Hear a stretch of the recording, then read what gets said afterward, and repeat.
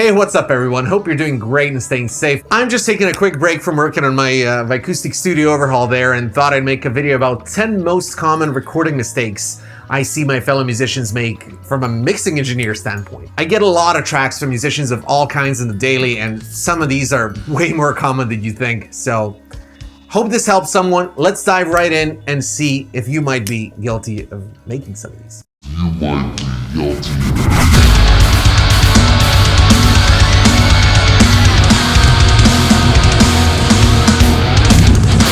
Weird sync points, aka tracks not starting at the same point. All right, let's start with the basics here. And really, this should be going without saying, but if you're sending your tracks to anyone, be it if you recorded one instrument and sending the whole project to be mixed, you want all the tracks to be starting at the same point. If there's a one-off part somewhere halfway through the song, it might be okay to export it from a closer spot, but please make sure that it's in tempo and make a special note of it. But honestly, with the internet speeds and file compression methods these days, I don't think you're saving any time. If anything, you're just adding to the work your engineer has to do afterwards. Now, I am starting to see less and less of it these days, so I do think people are starting to kind of catch on and start to get it, but it's something definitely worth mentioning.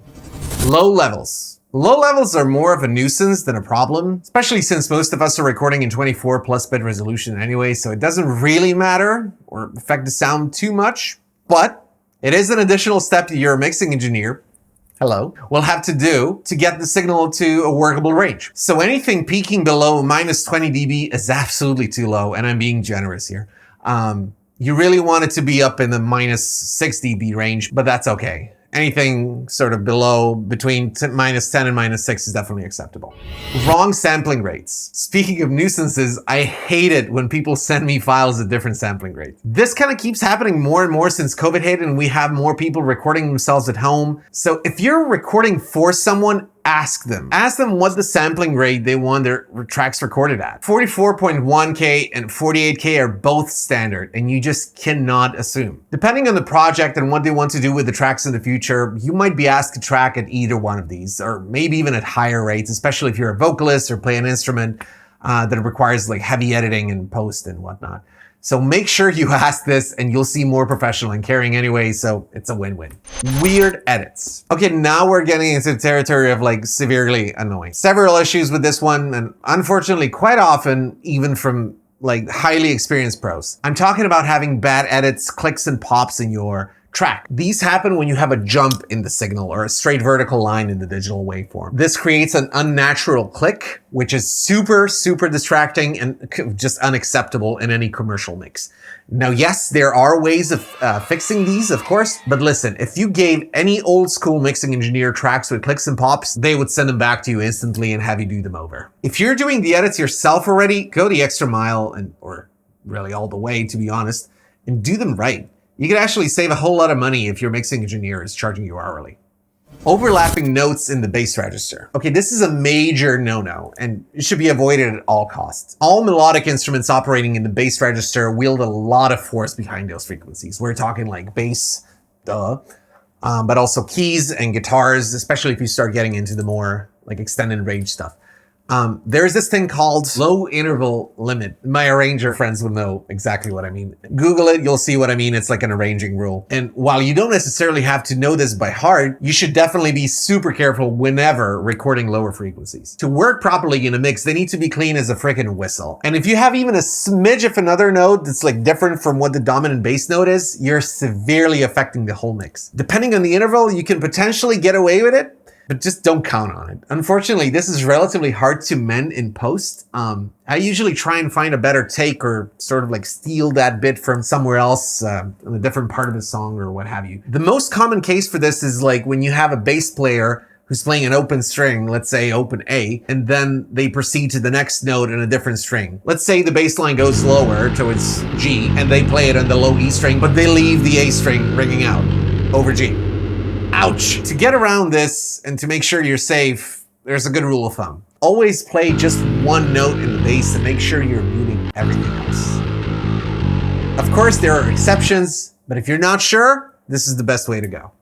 Roomy vocal tracks. Listen, I'm all about tracking the vocals in the weirdest places. Not every studio has a vocal booth, nor does every apartment have a big closet full of blankets. Please make sure that you don't have excessive room reverb in your vocal tracks.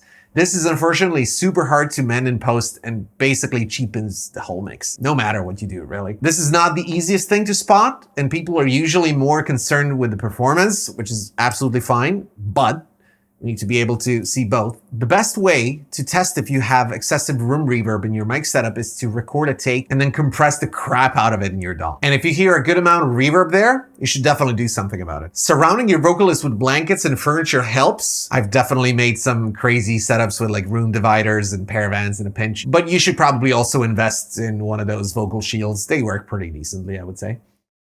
Out of tune, inconsistent guitar tracks. Now, this one is a personal pet peeve. Not all that common, but it does happen. And yes, we do have Melodyne and we can actually tune your guitar for you in post, but it will cost you your tone and sometimes it won't work all that great. So please, for the love of God, whenever you record guitars, just tune your instrument and keep it in tune during the session. Also, if you're recording stereo doubles or quads, God forbid, get the performance right. Once you hard pan the guitars, some minor variances are cool, but only up to a certain point, really. Depending on the genre and the song, the line can be razor thin. This is probably one of the more difficult things to ask of a guitar player, but hey, that's what we signed up for.